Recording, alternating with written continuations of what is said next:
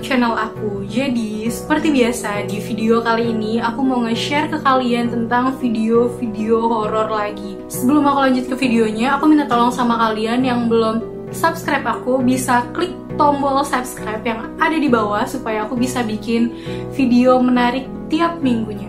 Ya, jadi aku di sini mau mengucapkan selamat menunaikan ibadah puasa bagi teman-teman yang menjalankan ibadah puasa. Semoga puasa kita sukses sampai nanti ketemu Hari Raya Idul Fitri. Yeay.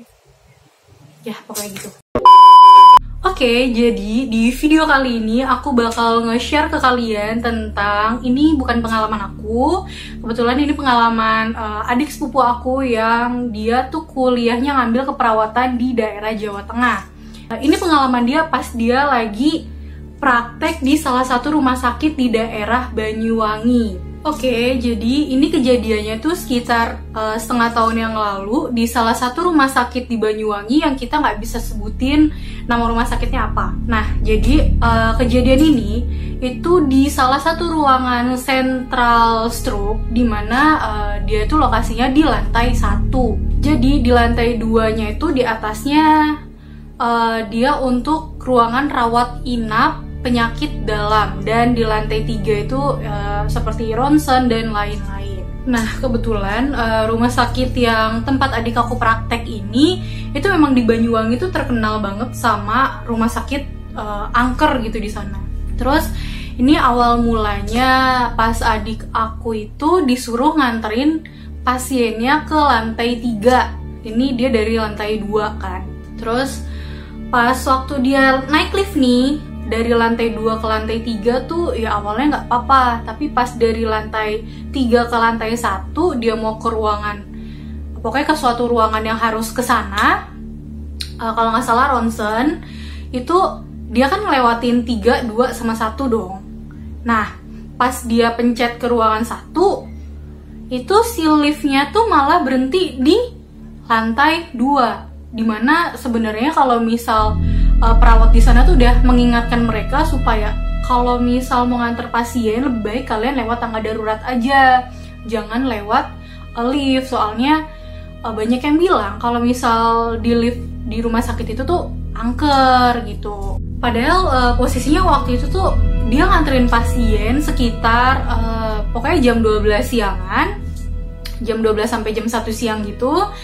Tapi gangguan-gangguan yang dialamin di lift itu selalu dia rasain tuh. Jadi siang aja dia ngerasain horor banget, apalagi pas malamnya. Jadi nanti malam aku bakal ceritain juga. Jadi kenapa lift itu bisa terkenal angkernya? Pada beberapa tahun yang lalu di rumah sakit itu tuh pernah ada perawat yang meninggal di lift itu, tepatnya pas di lantai 2. Jadi kalau misal kalian naik lift itu, kalau nggak sendiri, itu tuh sering banget liftnya berhenti di lantai 2 dan itu lama banget. Dan dicek selalu nggak pernah ada siapa-siapa gitu. Ini kejadiannya tuh next setelah beberapa hari dia ngalamin kejadian itu. Nah, dia kan pindah shift, ganti shift gitu kan. Jadi shift malam. Nah, jadi kan kalau misal di dunia keperawatan itu kita udah nggak asing lah untuk mahasiswa yang ikut praktek. Biasanya mereka suka disuruh-suruh buat pokoknya buat kerjaan-kerjaan dia sebagai perawat lah, yang kayak ganti tensi dan lain-lain gitu kan.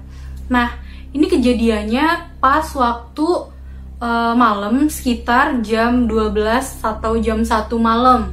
Nah, kali ini kejadiannya itu di lantai 3. Jadi dimana di lantai 3 ini ada suatu ruangan yang ada 2 tempat wastafel gitu, yang satu di depan dan yang satu di belakang, di pojok, di deket jendela gitu. Jadi kalau misal kita ngeliat ke jendela itu bakal ngeliat ke arah lift ya kan. Jadi waktu itu adik sepupu aku itu dapat tugas buat, nah jadi waktu itu tuh ada pasien yang masuk ke ruangan rawat inap dari lantai 3 itu. Jadi dia nganterin dulu kan. Nah habis itu dia balik ke ruang shiftnya di lantai 3. Jadi pas waktu itu kebetulan pas dia mau cuci tangan, di ruangan perawat itu kan yang di depan lagi dipakai sama 2 orang perawat, yang satu perawat, yang satu mahasiswa. Nah, dia ini karena gak mau nunggu lama, jadi dia tuh nyoba cuci tangan di belakang pojokan yang deket jendela itu. Tapi si perawat-perawat di sana tuh sering banget kayak bilang sama dia, kayak Dek, kalau misal mau cuci tangan jangan di sana ya, di sini aja. Dan dia tuh nggak tahu kenapa nggak boleh cuci tangan di sana. Nah akhirnya karena dia bandel, akhirnya si saudaraku ini cuci tangan di tempat yang nggak dibolehin itu. Nah pas dia lagi coba cuci tangan di situ, dia tuh ngedenger suara orang nangis kayak ngerintih kesakitan gitu. Itu pertama tuh. Tapi pas dicek keluar jendela, dia nggak ngeliat apa-apa. Terus dia ngeliat ke lift juga nggak ada apa-apa. Oke, jadi setelah kejadian itu seharian dia nggak cuci tangan di tempat itu lagi.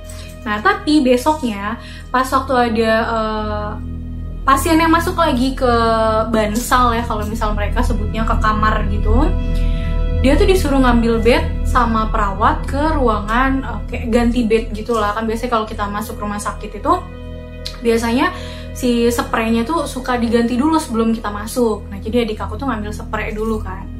Setelah dia pasang spray, habis itu dia cuci tangan lagi. Jadi memang kalau misal di rumah sakit ini sering banget kita harus cuci tangan supaya bersih. Karena waktu itu di depan lagi ada yang pakai lagi, dia juga mikirnya ya udahlah gue cuci tangan di situ lagi gitu. Dia cuci tangan lah di tempat yang kemarin dia mendengar suara orang ngerintih itu. Akhirnya pas dia ke situ cuci tangan lagi, bener kan, di ruangan itu tuh dia ngedenger ada orang lagi yang nangis, tapi dia nggak ngeliat itu siapa.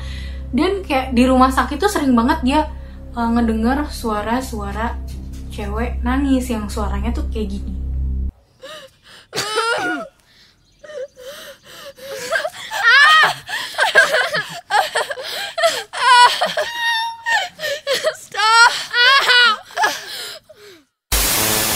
Nah, jadi gitu aja cerita dari aku. Nanti aku bakal bikin part 2-nya tentang rumah sakit.